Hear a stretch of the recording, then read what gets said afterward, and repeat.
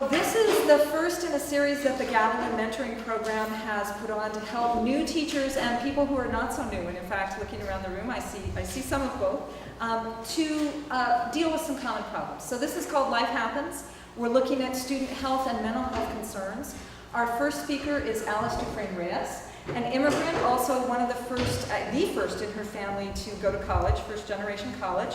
She has studied biology, she has studied nursing, she has studied public health. She is extremely qualified. She has a master's degree from UC San Francisco. She also had a minor in ethnic studies. She is wonderful at what she does here at Gavilan.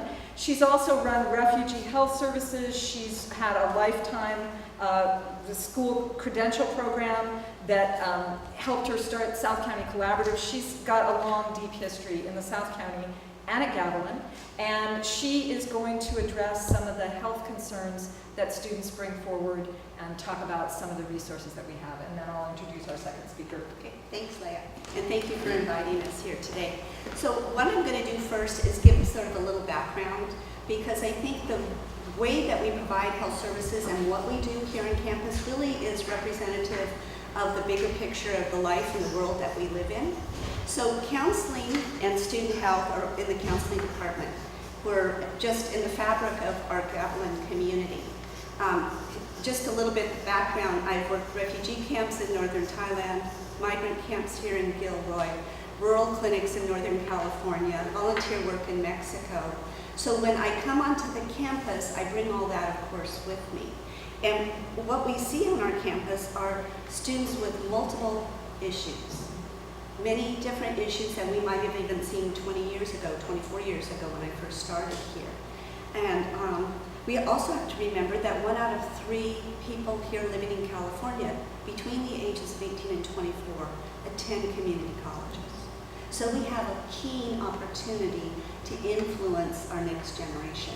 And so with that, my focus within the fabric of Gavilan is to create a safe environment. And so that can be AEDs, the automated external defibrillators, first aid, communicable disease surveillance, TB. Many of you have already received your TB testing, and students do too. But things like SARS, back in 2009, we had pandemic flu. We immunized 500 people within a couple of hours because of all the work that we did here.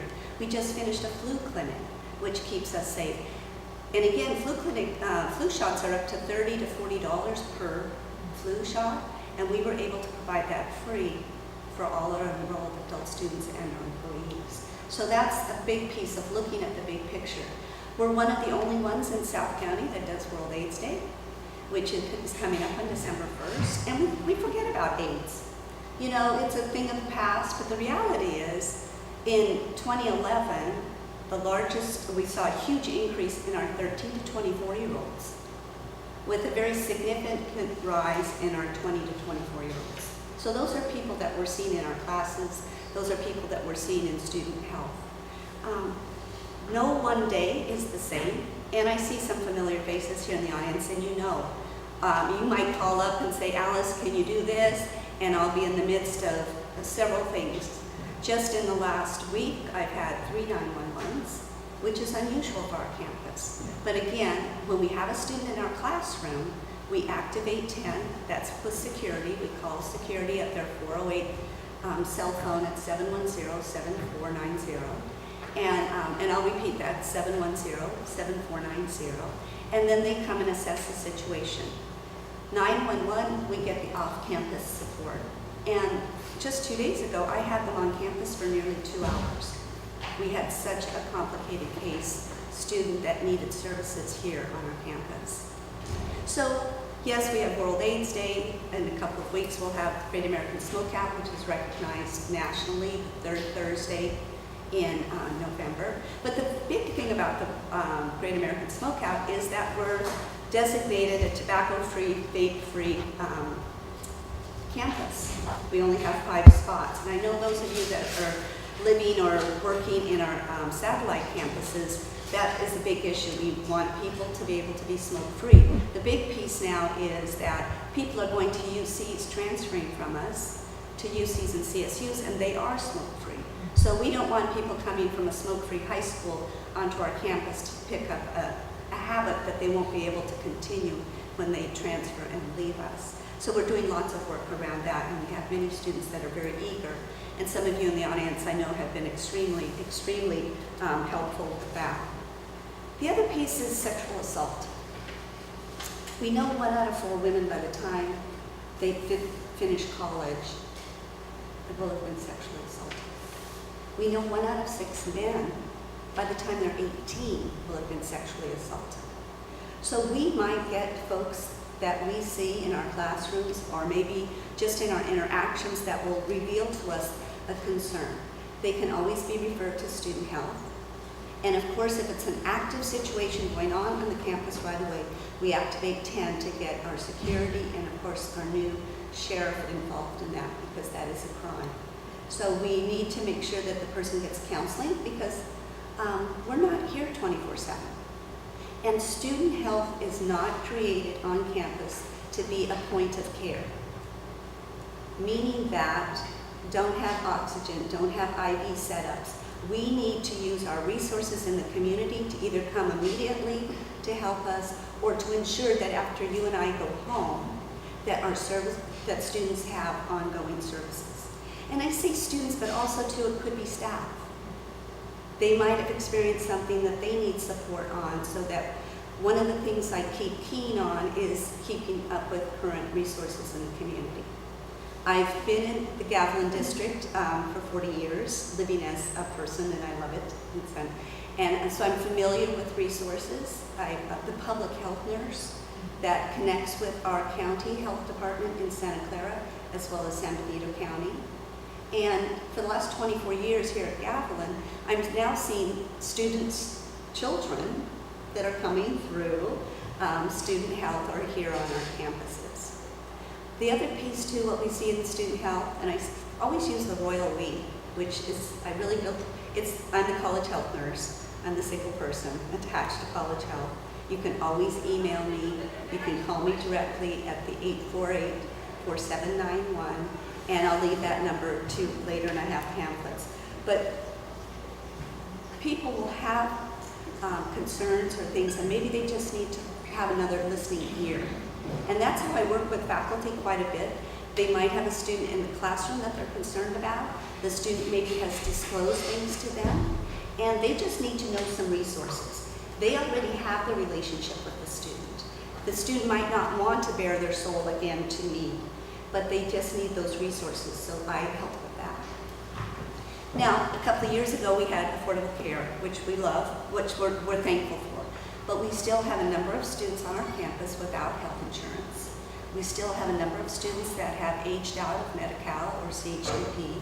We have a number of students who are under the age of 26, and we know now insurance covers our children up to age 26. But many of them say, you know, my parents don't have health insurance, so they sure can't cover me. We have students that have a huge copay, or maybe they don't know how to access their services or where to go online to figure out who's a provider. So I do quite a bit around that.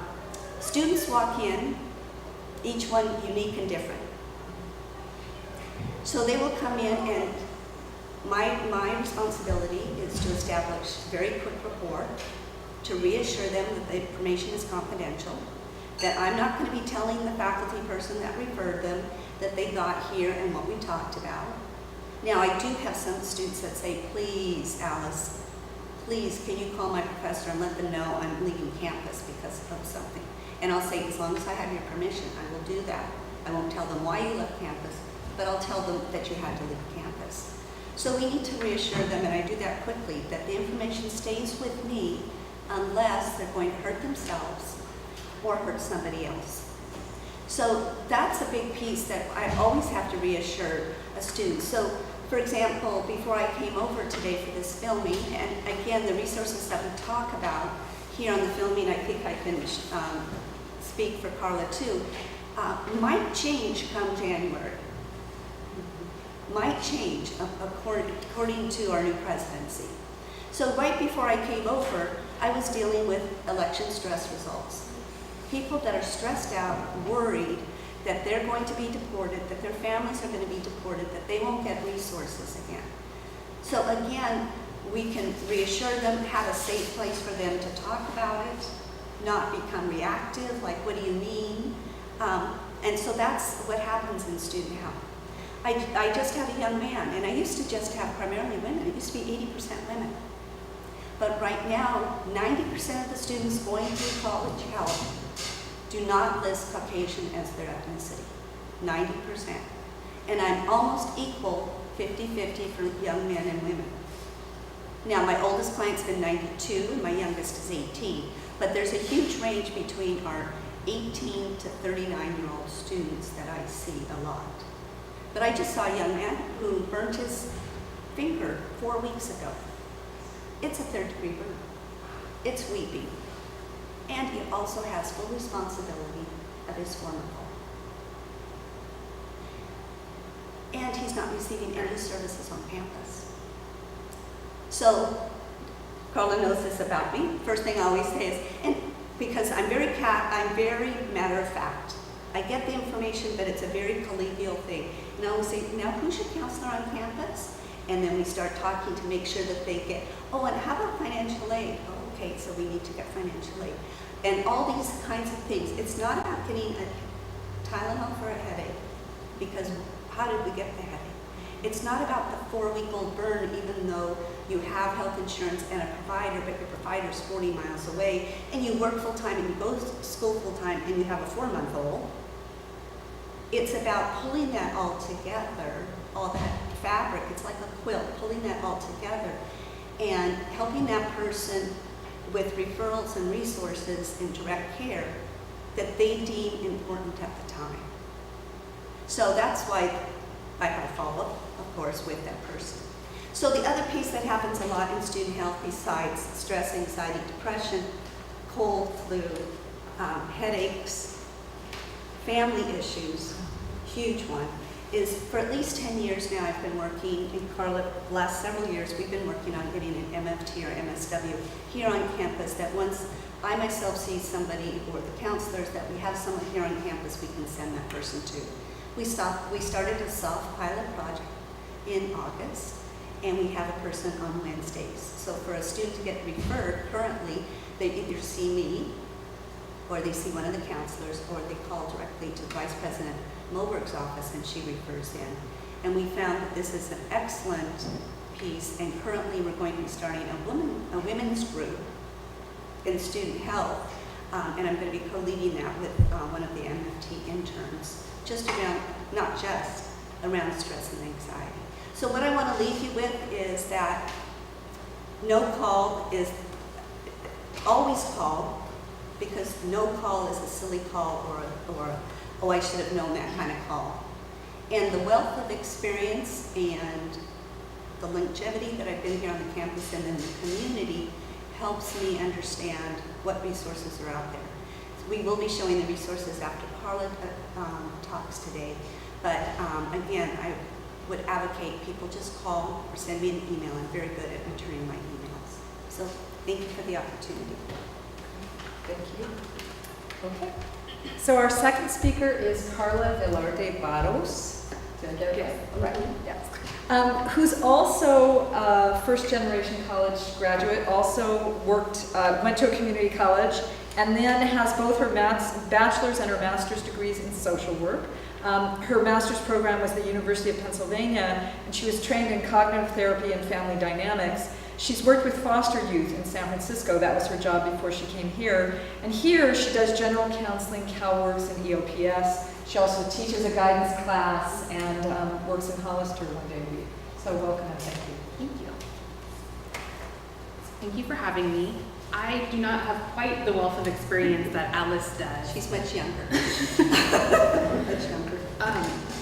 But I think a few of the things that I want to mention today is making sure, similarly to Alice, that you understand the processes that we do here on this campus in terms of counseling.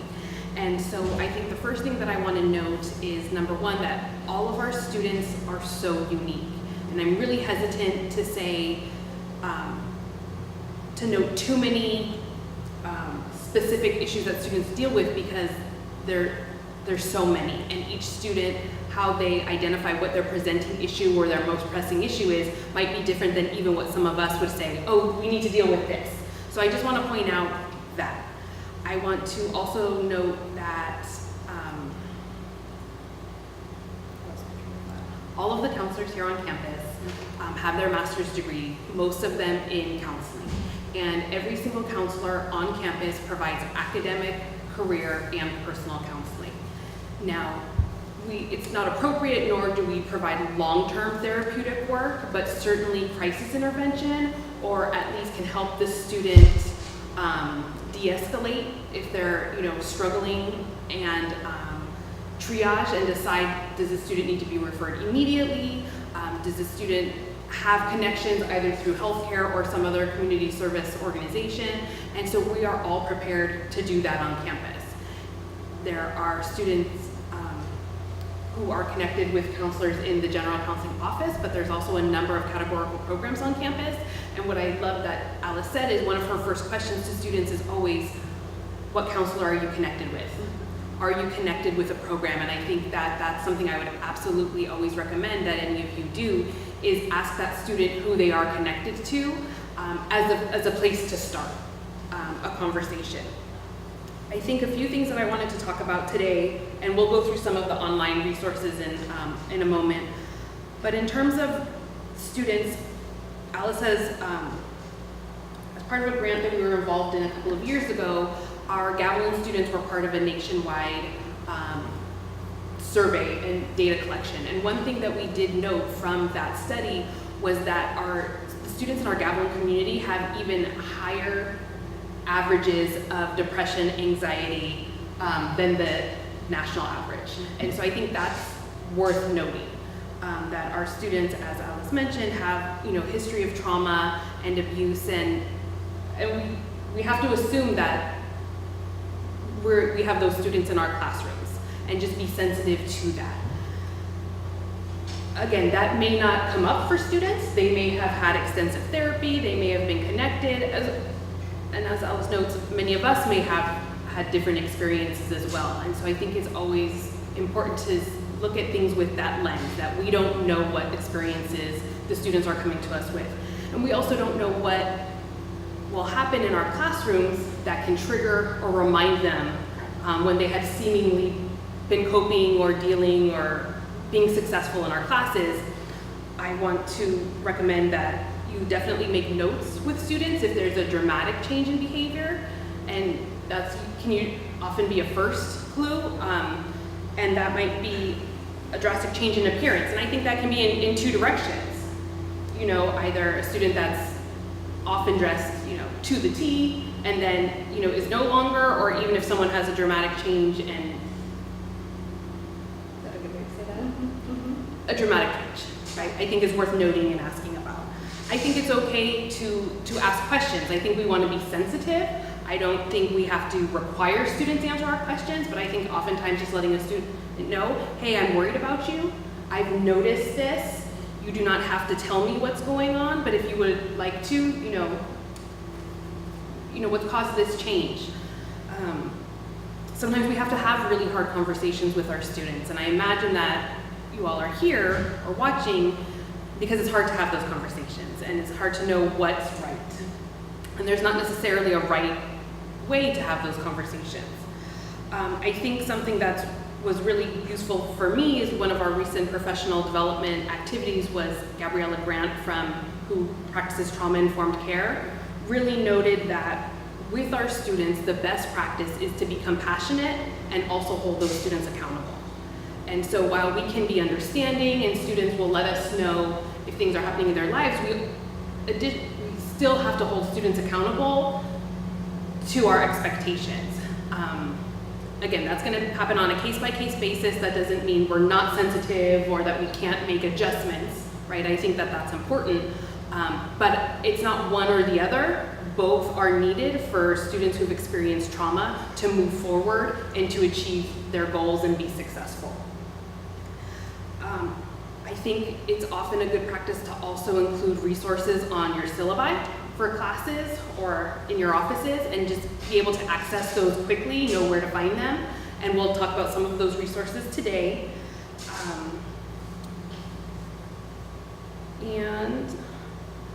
And really, I think that question about referring students to counseling, and I'm going to show you how to do that in just a moment as well, but really, we're not expecting staff and faculty to be the experts. You know, you can listen and you can validate students' concerns, but please do refer them to the counselors. If needed, walk your students to us. I think that that's always really valuable. You know, just pointing students in the direction is, we worry they get physically and metaphorically lost, right, on the way.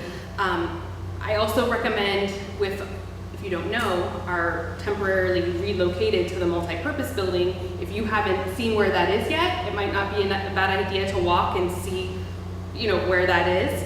And when we move back, to make sure you know where the counseling offices are in the student center.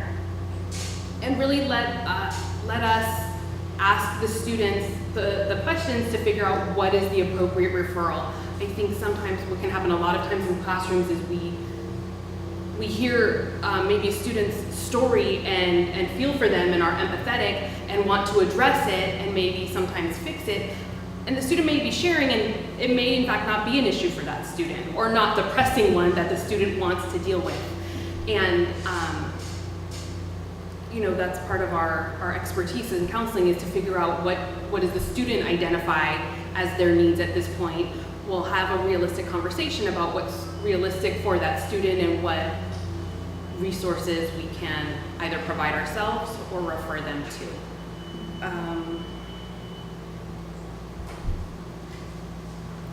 I'm going to end for right now. I'm looking forward to hopefully having a dialogue today. Do you want to show us resources? Resources. And then go down. Student health is here, and counseling is to your left on that same screen. So I will go to health services.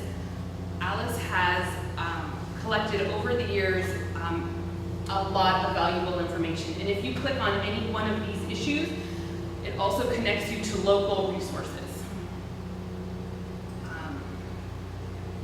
Free confidential assistance, so not only on our campus, but again, off campus and local, if not national resources as well.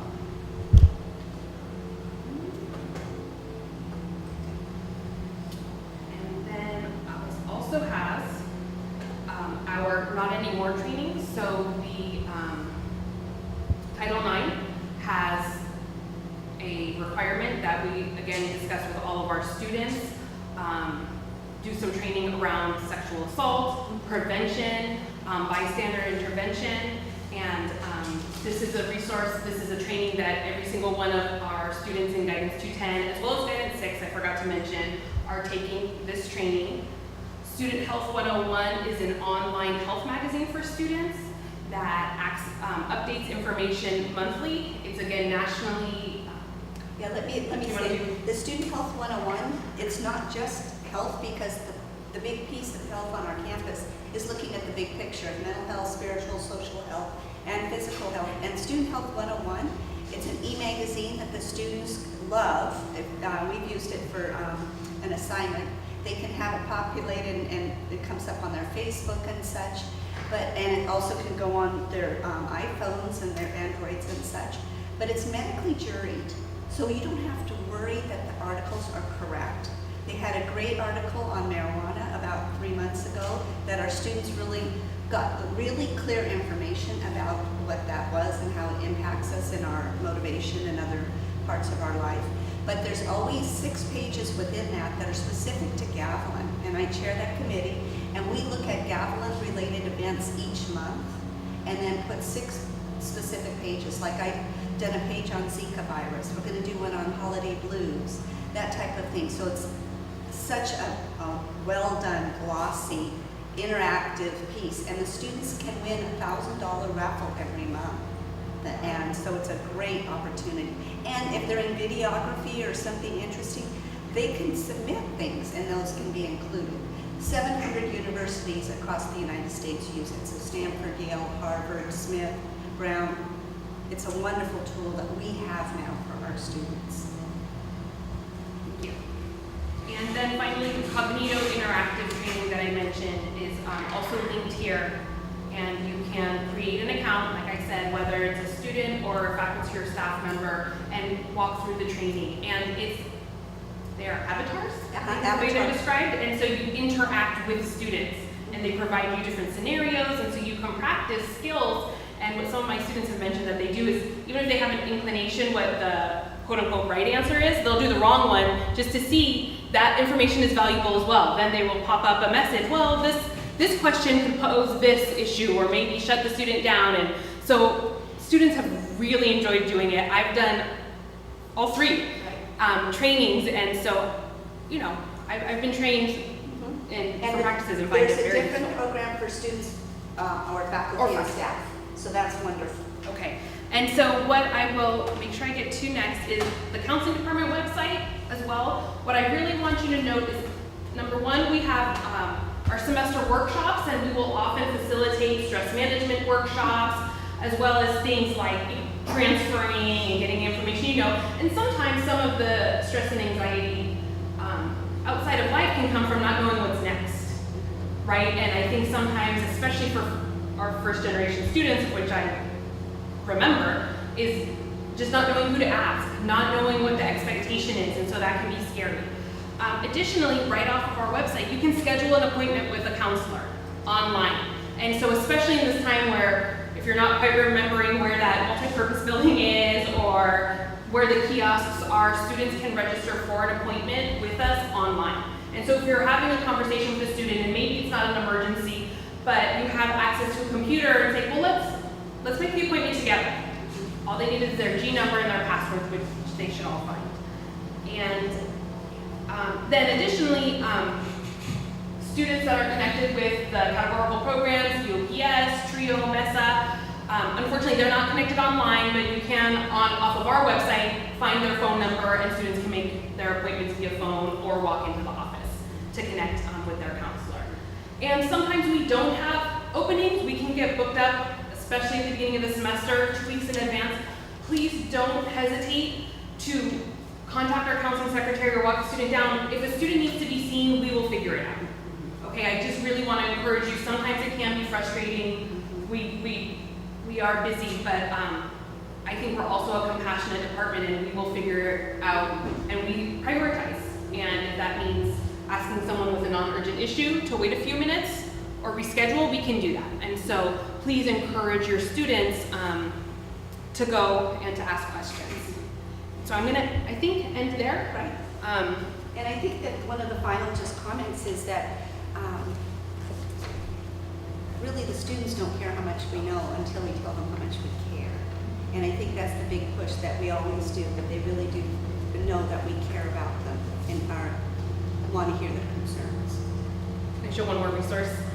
I want to make sure that you all know off of the intranet site, so when you log into your MyGav, there is here in the center under employee information, the emotionally distressed student guide. If you have not familiarized yourself with that resource, I just want to remind you that it's there. Alice updates it. And it's just going to go Annually, through update biannually. this month. So it's a great resource, and it's there and it's updated. So please don't forget that that's at your disposal. All right, 2 people, let's do it. And we really wanted to have questions and situations that real people face in their everyday work life. So what do you want to ask? Yes. Just a general question. I teach in non-credit and at some of the offsite campuses. I noticed when you were showing the counseling website, there was a section for specialized counseling, and that included non-credit. What's the referral process for non-credit students, especially working in ESL? A lot of my students are Spanish speaking. Could you talk a little bit about that? Sure. Marcela Serrano is our non-credit bilingual counselor. So she does schedule appointments with students, and I believe she really tries to work her schedule around the students' needs. And so you can find her phone number either on the personnel directory or the non-credit site, and they will connect to her schedule and can help a student schedule an appointment. I'm going to pass out our cards, so if there's something also too after the fact that maybe you had a hard time getting a hold of Marcella, just, email us and we'll get you connected too, okay? Any other questions? Yes. So I had 3 students, which is not unusual, disclose pretty serious mental health issues to me this semester. And normally I would walk them down and have them meet a counselor, but I was told, oh, there's this new process, we have a new counselor, he's on campus on Wednesdays. And when I was referred, I found the form online that I was supposed to fill out. I was sitting with the student, I showed the student, and the student backed away quickly and said, I don't want my confidential information going to somebody's secretary, then a dean, then another secretary, then a counselor, before I get to see somebody. Is that the process that we're committed to, or is there some quicker way to have somebody who has taken a lot of talking into getting help, not have to go through 4 steps and disclose a lot of confidential information in order to be seen? The student is not being seen here, the student's being seen in the community, which is great. The student got help, but it makes me hesitant to use this process as a faculty member. So is there a quicker way? So that is the quickest way to get a hold of there's myself, the 21 counselors, 24 counselors, or Kathleen Moberg's office. That's the quickest way to get in. And that right now is going to be the process until we get it more solidified. So I won't use that process. I think it's invasive of students' privacy. Okay. But what I did hear is that any counselor can give personal counseling. Yes. So we don't have to aim for that Wednesday Yes. person, but Correct. other people can also do it. Yes. Because I think that process is really invasive, and the students agreed and decided not to use it. Okay. Well, Especially because it's going through so many people's hands before. it only goes through one hand, and that's the That's what I was counselors. going to say. Yeah. Well, we were told to turn it in to Dean Moberg's secretary, then she would give it to Dean Moberg, that's 2. Vice president. And then that would go to the counseling secretary, that's 3, and then. Oh, the no. counselor. No. That's what we were told. No. Okay, it should go directly from Kathleen Moberg to Randall, to the clinician. So that's 3 people seeing it. You, No, the Kathleen Moberg's secretary, Kathleen Moberg, and then. No, counselor. I think it can go directly to her. it goes directly to the vice president. Okay, that's not what was described. Okay. And the other piece is that it is a pilot project to see if this is going to work for our campus, because there is a fee at all of that. It's not a free service type of thing. And For the college. to the college. Right, it is for the student. It is for the enrolled adult student. And It's great, it's a great program. is. I just don't want a lot of barriers to being able to. oh, there won't be. I mean, Well, there are right now, and 3 students opted not to use it when they saw it. and I'll So take, that's some feedback. yeah, Okay, I'll take that information back. And if you did want to refer a student to a counselor, because I've already sent a number of referrals to Randall, to get more in-depth service, it goes from me directly to the practitioner, Okay. just so you can understand that. And, I think sometimes it's also letting the student know that is, unfortunately, I'm not sure how that misinformation, came to you. I'm sorry that Well, I can tell you exactly who told me. Okay, But we this can talk is- about that later, But but. this is on film. Right. But I asked the person I was told who knew. Okay. And let me share with you, this is a program that started September 2016. We're going to be reevaluating it in December 2016. We don't have guarantee that it will be here in January 2017. So that's why it's a great program, and the people that are receiving the services. As a sidebar, or as a break off from that, we're going to be having a women's group on campus, and I think that's a really plus as a result of that there's that need. And that's why I would hope that with anyone that's watching this from afar, that they know that they just check in and send us an email so we know what's currently happening on the campus, because things change, as we all know. And I think the other, note I would make is that does sound intimidating how you presented it. And I would want to refrain for the students that any information shared with personnel on this campus is kept confidential. Of course, you wouldn't want to think that 5 or 6 people or a large number is seeing it, but I would always let a student know that this information is confidential, and so even if the process does sound lengthy, how you present that information might also put the student at ease.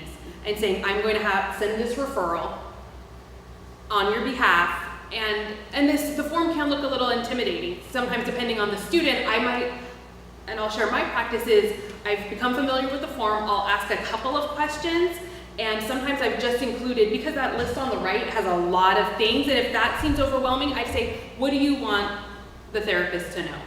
And I'll just put a small descriptor. There's going to be a lengthy intake process, well, maybe not lengthy, but there will be an intake process with that practitioner, and if that feels intimidating, then I'm just going to bypass that and say, what's presenting, or what do you want to talk about?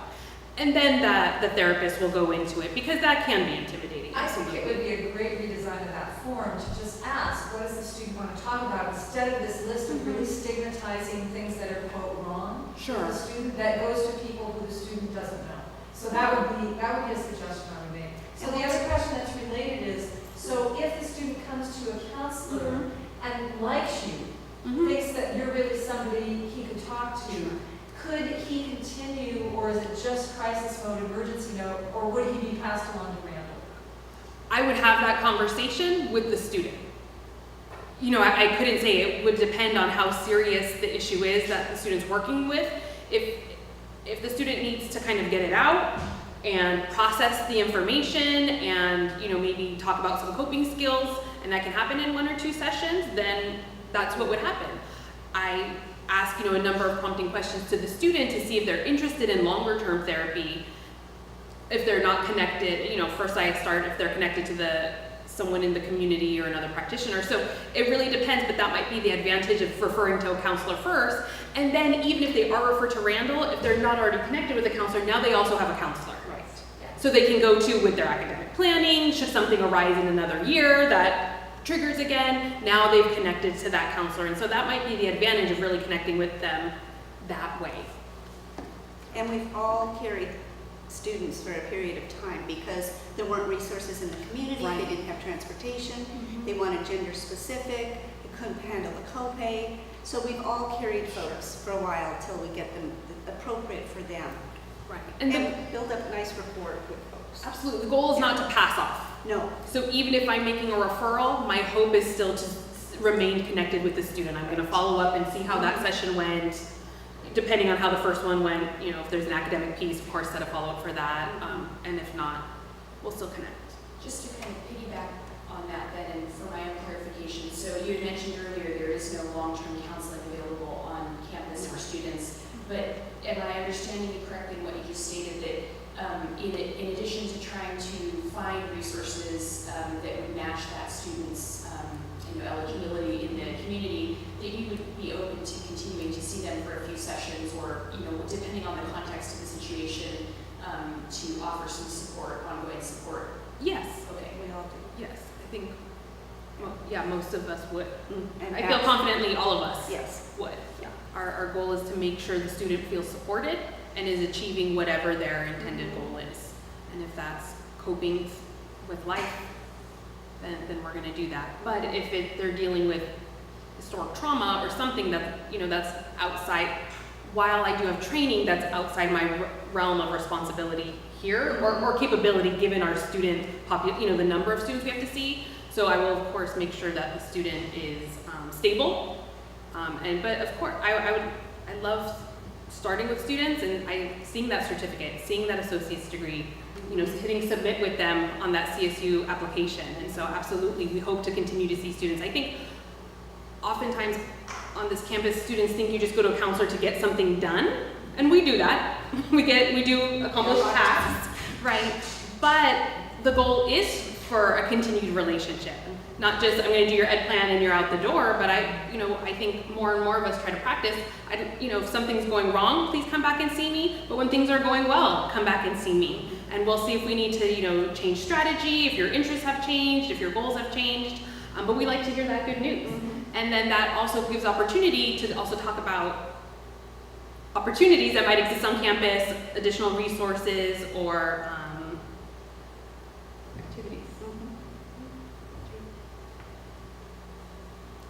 Yes.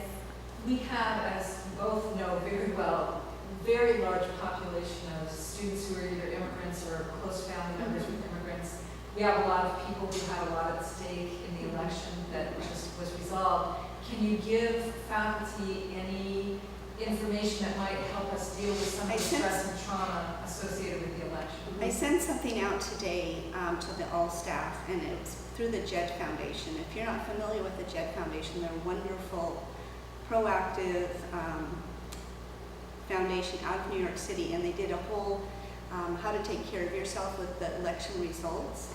And then there's a group of us that have met on campus that are pulling together resources for safe places, places where people can go and sit and just be and talk about their concerns. One of them will be in the ASGC, one which is the Associated Students of Gavilan College area, one will be in student health, and then we're looking at another area, more than likely up in the library area, like in EOPNS area. So that, that email will go out, so that we are very aware of the trauma. And yesterday we were bombarded with students that were concerned. And we know it also flavors all of our lives too. And so again, for us to take care of ourselves as providers, educators, so that we can be there to be able to hear the concerns of our students in our community.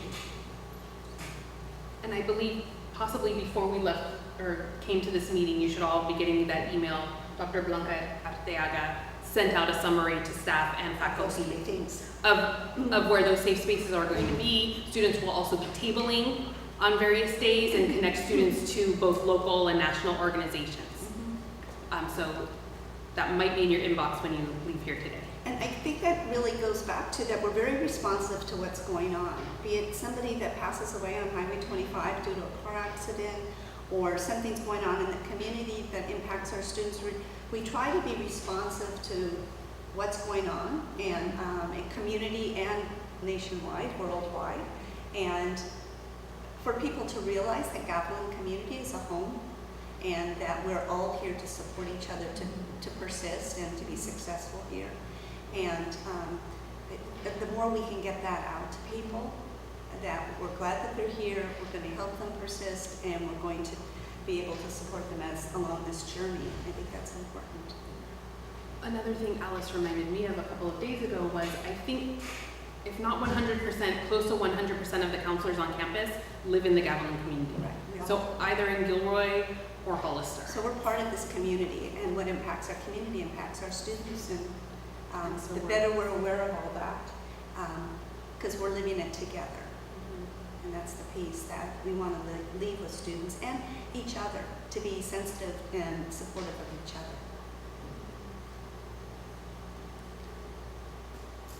Last call. Any questions? Somebody else? I do, okay.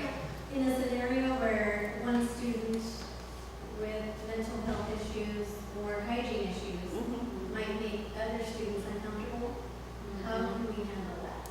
If the person is if they're off campus, to use the counselor that's attached to that area, we can do a direct referral in. If they're on campus, I get a lot of those. In college health, since almost day one, I've had toiletries and talking about that piece. I also have food for students, and I know, fortunately, a dream fulfilled is that we now have a food pantry on campus, but we have been providing food and those resources for students. And also, too, just talking to them gently and delicately about that, because sometimes people don't even know that that's an issue. And I've even actually had some students go through some real nutritional challenges. They've changed their diet completely, and all of a sudden they're emanating odors that are offensive to other people in the classroom. But they were just thinking that they were doing the healthy route. So it's, again, education. And it's much easier sometimes for them to come to the nurse. Much less an issue. And then I pull in my folks across the way, and so we're doing a tag team. Not that we're disclosing or worrying the person, but it allows them, and rightfully so with the counselors, they'll see some students that really are having some health issues that they'll walk over to me, and then we'll deal with that too. Because remember, it's hand in glove. We don't leave our family issues at home at the door, right? They're with us, or we don't leave our mental health issues at the door. It's all integrated. into who we are. So, thank you for the question. Anything else? I do just want to take the opportunity to mention one thing.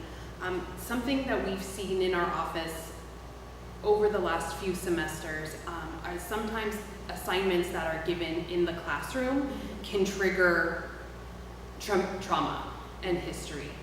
And I would just caution you all, if you think about asking questions that can evoke those responses, to be very mindful in first how you present the assignment, and maybe making references, noting supportive resources before the student even delves into that assignment, and note what can come up for various students. And I wonder even if possible, to provide alternative assignments where you might still get to the same learning outcomes, but giving a student a choice may be empowering. Sometimes even by telling a student you don't have to share, they may. But some students have really been impacted by those assignments and will drop. Drop classes. And they'll stop showing up to classes, and it's really hard to see.